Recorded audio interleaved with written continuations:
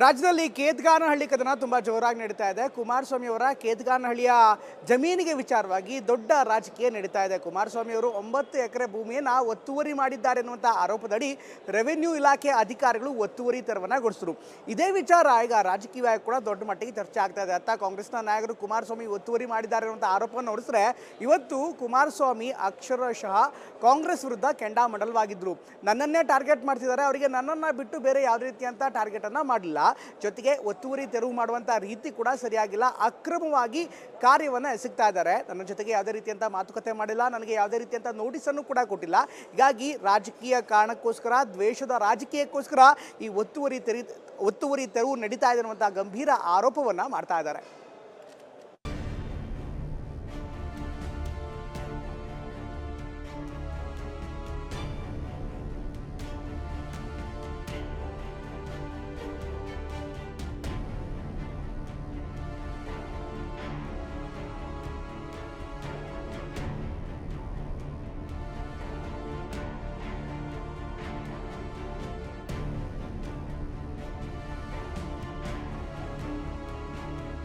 ಮಾತಿಗೆ ಮಾತು, ಏಟಿಗೆ ಎದಿರೇಟು. ರಾಜ್ಯ ರಾಜಕಾರಣದಲ್ಲಿ ಕೇತಗಾನಹಳ್ಳಿಯ ಕದನ ಜೋರಾಗಿ ನಡೀತಿದೆ. ಸದಾ ದಾಖಲೆ ಇದೆ ಅಂತಿದ್ದ ಕುಮಾರಸ್ವಾಮಿ ವಿರುದ್ಧ ಕ್ರಮ ಆಗಿರೋದು ಕೈಪಾಳಿಯ ಮುಗಿಬೀಳುವಂತೆ ಮಾಡಿದೆ. ಒತ್ತುವರಿ ತೆರವು ಮಾಡಿರೋದ್ರ ಹಿಂದೆ ದ್ವೇಷ ರಾಜಕಾರಣ ಇದೆ ಅಂತಿದೆ ಬಿಜೆಪಿ ಜೆಡಿಎಸ್ ಮಿತ್ರಕೂಟ. ಜಮೀನಿನಲ್ಲಿ ಅನಧಿಕೃತ ಜಾಗ ಇಲ್ವಾ ಎಂದ ಚಲುವರಾಯಸ್ವಾಮಿ. ಅಕ್ರಮಕ್ಕೆ ಎಡೆ ಮಾಡಿಕೊಟ್ಟಿಲ್ಲ ಅಂತ ಎಚ್ಡಿಕೆ ತಿರುಗೇಟು. ಇನ್ನು ಬಿಡದಿಯ ಕೇತಗಾನಹಳ್ಳಿ ತೋಟದ ಮನೆಯಲ್ಲಿ ಅಕ್ರಮ ಒತ್ತುವರಿ ತೆರವು ಮಾಡಲಾಗಿದೆ. ಈ ವಿಚಾರ ಸಚಿವ ಚಲುವರಾಯಸ್ವಾಮಿ ಹಾಗೂ ಕೇಂದ್ರ ಸಚಿವ ಕುಮಾರಸ್ವಾಮಿ ಮಧ್ಯೆ ಮಾತಿನ ಮಲ್ಲಯುದ್ಧ ಸೃಷ್ಟಿಸಿದೆ. ನೇರ ಪ್ರಶ್ನೆ ಕೇಳಿದ ಸಚಿವ ಚಲುವರಾಯಸ್ವಾಮಿ, ಜಮೀನಿನಲ್ಲಿ ಅನಧಿಕೃತ ಭೂಮಿ ಇಲ್ವಾ ಅಂದ್ರೆ ಎಚ್ಡಿಕೆ ಪ್ರತ್ಯುತ್ತರ ಕೊಟ್ಟಿದ್ದಾರೆ. ಈಗ ಕುಮಾರಸ್ವಾಮಿ ಅವರು ನಾನು ಇಷ್ಟೇ ನೇರವಾಗಿ ಕೇಳಿದೆ, ಬಿಡದಿ ಜಮೀನ ಅನಧಿಕೃತವಾಗಿ ಉತ್ಕೊಂಡಿರ್ತಕ್ಕಂಥದ್ದನ್ನ ನಮ್ಮ ಪಕ್ಷ ಅಥವಾ ನಮ್ಮ ಸರ್ಕಾರ ಅಥವಾ ನಮ್ಮ ಮಂತ್ರಿಗಳು ನಾವ್ಯಾರೂ ಕೈ ಹಾಕಿದ್ದಲ್ಲ.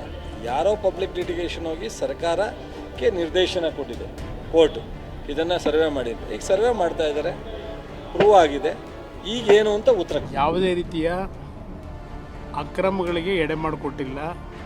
ನನ್ನ ಜೀವನದಲ್ಲಿ ಅದು ಮಾಡದೇ ಇರತಕ್ಕಂಥವ್ನು ನಾನು. ಕುಮಾರಸ್ವಾಮಿ ವಿರುದ್ಧ ದಾಖಲೆ ಅಸ್ತ್ರ ಬಿಟ್ಟ ಪ್ರಿಯಾಂಕ್. ಇನ್ನು ಕಾನೂನಿನ ಮೂಲಕ ಉತ್ತರ ಕೊಡ್ತೀನಿ ಎಂದ ಕುಮಾರಸ್ವಾಮಿ ಭಗವಂತ ಇದ್ದಾರೆ ಅಂತ ಹೇಳಿದ್ರು. ಈ ಮಾತಿಗೆ ವ್ಯಂಗ್ಯವಾಡಿದ ಪ್ರಿಯಾಂಕ್ ಖರ್ಗೆ, ಮಾತು ಎತ್ತಿದ್ರೆ ದಾಖಲೆ ಅಂತೀರಾ, ಇದಕ್ಕೆ ದಾಖಲೆ ಇಲ್ವಾ ಅಂತ ಪ್ರಶ್ನಿಸಿದ್ದಾರೆ.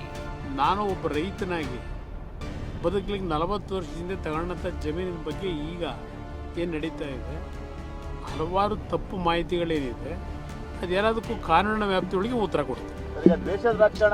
ಇಲ್ಲಿ ಮಾಡ್ಲಿ ಬನ್ನಿ ನೋಡೋಣ, ಭಗವಂತ ಇದ್ದಾನೆ. ಅದೇನಿದ್ರು ಕೊಡಿ, ಮಿಕ್ಕಿದಕ್ಕೆಲ್ಲ ದಾಖಲೆ ಇರ್ತದೆ ಇವ್ರ ಹತ್ರ, ಇದಕ್ಕೆ ಯಾಕಿಲ್ಲ?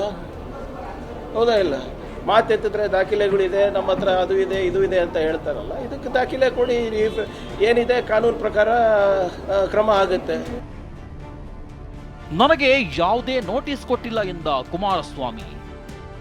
ಇನ್ನು ಎಚ್ಡಿ ಕುಮಾರಸ್ವಾಮಿ ಗಂಭೀರ ಆರೋಪವೊಂದನ್ನ ಮಾಡಿದ್ದಾರೆ. ತಮಗೆ ಅಧಿಕಾರಿಗಳು ಯಾವುದೇ ನೋಟಿಸ್ ಕೊಟ್ಟಿಲ್ಲ, ಮಾತುಕತೆಯೂ ನಡೆಸಿಲ್ಲ ಎಂದಿದ್ದಾರೆ.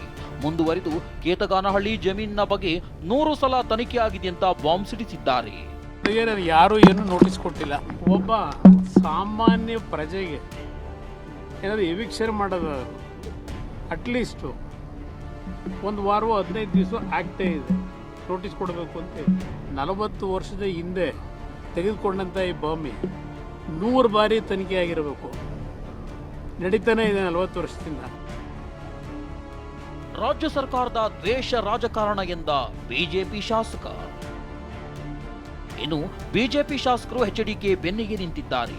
ಕಾಂಗ್ರೆಸ್ ದ್ವೇಷ ರಾಜಕಾರಣ ಮಾಡ್ತಿದೆ ಅಂತ ಅಶ್ವಥ್ ನಾರಾಯಣ್ ಆರೋಪಿಸಿದ್ರೆ, ನಾವು ದ್ವೇಷ ರಾಜಕಾರಣ ಮಾಡಲ್ಲ ಅಂತ ಸಚಿವ ಚಲುವರಾಯಸ್ವಾಮಿ ಕಿಡಿಕಾರಿದ್ದಾರೆ.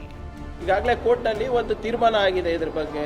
ಮೋದಿಯವರು ನಾ ಖಾವುಂಗ ನಾ ಖಾನೆ ದೂಂಗ ಅಂತ ಹೇಳಿದವರು ಇವತ್ತು ಒತ್ತುವರಿ ಮಾಡಿದವರಿಗೆ ಯೂನಿಯನ್ ಮಿನಿಸ್ಟರ್ ಮಾಡ್ಕೊಂಡಿದ್ದಾರಲ್ಲ, ಏನಂತಾರೆ ಬಿಜೆಪಿಯವರು? ಮೇಲೆ ದ್ವೇಷದ ರಾಜಕಾರಣ ಮಾಡ್ತಿದ್ದಾರೆ, ಇನ್ನೇನು ಪ್ರೀತಿ ರಾಜಕಾರಣ ಮಾಡ್ತಾರೆ ಅವರು. ಇವ್ರ ಏನು ಗುಣ, ವಿಶೇಷ ಗುಣ ಅನ್ನಂದ್ರೆ ದ್ವೇಷ, ರಾಜಕೀಯ ಪ್ರೇರಿತವಾಗಿ ಕೆಲಸ ಮಾಡ್ತಿರೋದೇ ಕಾಂಗ್ರೆಸ್ ಸರ್ಕಾರದ ವಿಶೇಷ ಅಂತ ಹೇಳೋದು. ಈಗ ಕುಮಾರಸ್ವಾಮಿ ಅವರು ಎಲ್ಲರನ್ನೂ 10 ಸಲ ರಾಜೀನಾಮೆ ಕೇಳೋರೆ, ನಾವು ಕೇಳಿದ್ವಾ? ರಾಜೀನಾಮೆ ಕೇಳಲ್ಲ, ಅದು ದ್ವೇಷ ಅಲ್ಲ ಅಂತ. ರಾಜೀನಾಮೆ ಕೇಳೋದು ಮತ್ತು ಇನ್ನೊಬ್ಬರನ್ನ ಹುಡುಕೋದು ಅದು ದ್ವೇಷ ಅಂತ. ನಾವು ಯಾವತ್ತೂ ದ್ವೇಷದ ರಾಜಕಾರಣ ಮಾಡಿಲ್ಲ, ಮಾಡೋದೂ ಇಲ್ಲ.